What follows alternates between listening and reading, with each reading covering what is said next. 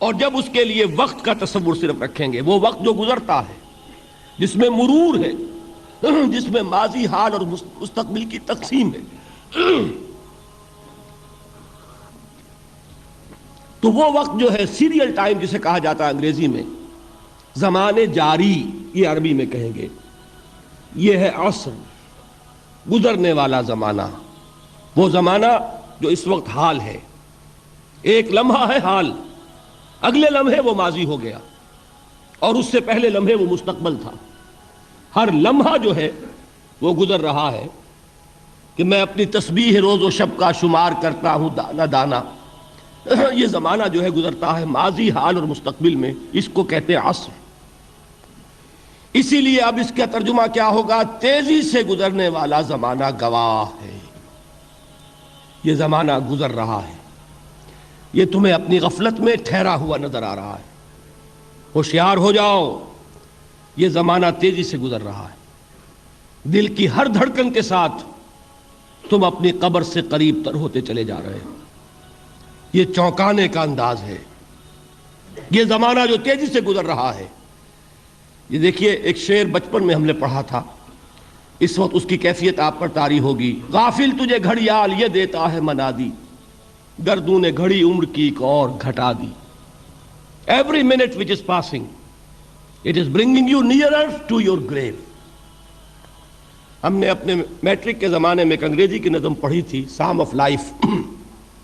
اس میں ایک سٹینزا میں آپ کو پڑھ کر سنا رہا ہوں۔ Art is long and time is fleeting, and our hearts though stout and brave, still like muffled drums are beating funeral marches to the grave۔ یہ آپ کے علم میں ہوگا، جب کوئی فوجی بڑا شخص جو ہے، کوئی جرنیل، اس کا جب انتقال ہو جاتا ہے، اس کی لاش کو لے کر جاتے ہیں اس کے کفن کو، تو اس کے ساتھ ہی بینڈ بجتا ہے۔ بینڈ کی ہر جو بیٹ ہے، اس کے ساتھ وہ جنازہ قبر سے قریب تر ہو رہا ہے۔ وہی بیٹنگ آف دی ہارٹ ہے، دل کی ہر دھڑکن کے ساتھ تم اپنی موت سے قریب تر ہو رہے ہو۔ تمہارا یہ جنازہ جیسے کہ وہ بیٹ آف دی ڈرم ہے، اسی طرح بیٹ آف دی ہارٹ کے ساتھ تم اپنی قبر سے قریب تر ہو رہے ہو۔ اور یہ زمانہ جو تمہاری اصل متاع ہے کیا ہمارے پاس؟ یہ تھوڑی سی مہلت، اسی میں کچھ بنانا ہے، اور یہ مہلت تیزی سے گزر رہی ہے، جیسے برف پگھلتی ہے۔ امام راضی ہی نے یہ بڑی عمدہ بات لکھی ہے کہ والعصر کا مفہوم مجھے اس وقت معلوم ہوا جب وہ کہتے ہیں کہ میں ایک شہر میں داخل ہوا، شام کا وقت تھا، بازار اب ختم ہونے والا تھا، تو ایک برف کا تجارت کرنے والا، برف بیچنے والا چیخ چیخ کر کہہ رہا تھا، لوگوں مجھ سے برف خرید لو، جلدی کرو، اس لیے کہ میری برف پگھلی جا رہی ہے۔ اس لیے کہ ایک دکاندار تو وہ ہے جس کا سامان رکھا ہوا ہے، وہ دکان بند کرے گا، اگلے دن کھولے گا، پھر وہ سامان موجود ہے۔ اگر کچھ نہ بکا، نفع نہیں ہوگا، اس کا اصل سرمایہ تو ضائع نہیں ہوگا۔ اگر جوتے کی دکان ہے، جوتے موجود ہیں، سبزی کی دکان ہے، چلیے کچھ باسی ہو جائے گی، کچھ نہ بچی رہے گی، کریانے کی دکان ہے، سامان موجود ہوگا۔ لیکن یہ برف کا تاجر جو ہے، اس کا برف اگر پگھل گیا تو اصل زر گیا، سرمایہ ختم ہوا۔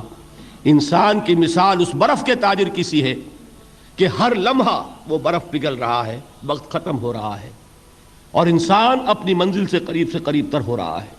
اگر اس میں اس نے کچھ بنا لیا تو کامیابی ہے، اور اگر یہ وقت گزر گیا تو پھر تباہی اور بربادی ہے۔